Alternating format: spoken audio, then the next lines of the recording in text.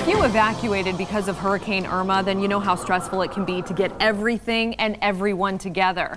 Now imagine doing that with more than 300 animals who have nowhere to go. That's what the folks at the Gulf Coast Humane Society were dealing with as Hurricane Irma approached. And tonight, I'm introducing you to the heroes who made sure all of those animals survived the storm. Just love her.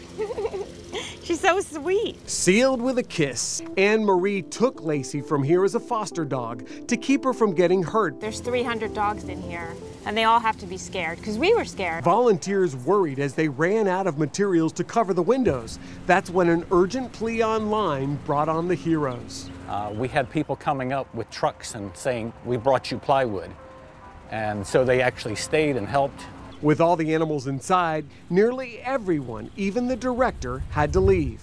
But that's a tough one to walk away from when you know you've got 322 lives that you want to be kept safe. I was just really overwhelmed.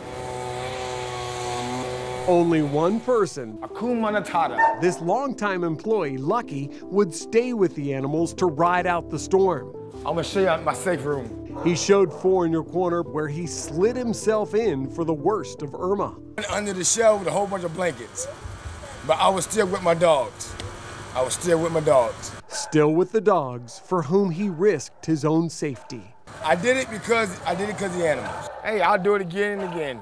This is what I do. With the power out after the storm, they scrambled to keep the overheated animals as comfortable as possible. We had them in hallways with doors open and the generators running fans on them to keep them cool. Ceiling tiles had to be replaced. The property was covered in downed trees and branches, but transformed into these neatly stacked piles, again, thanks to an online call for help from Good Samaritans. A lot of the public came with their chainsaws, their drills, their skills. Skills that will lead to even more happy endings for these animals. Every one of them survived. And after surviving Irma on the road as an evacuee with her foster dog, Anne Marie adopted her.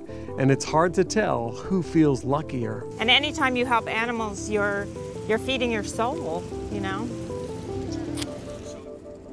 If you want to feed your soul, whether it's adopting, fostering, or donating your time or your money or supplies like crates and pet food, give them a call at 239-332-0364. By the way, the Humane Society also gave out pet crates ahead of Irma so people could evacuate with their animals. 4 in your corner.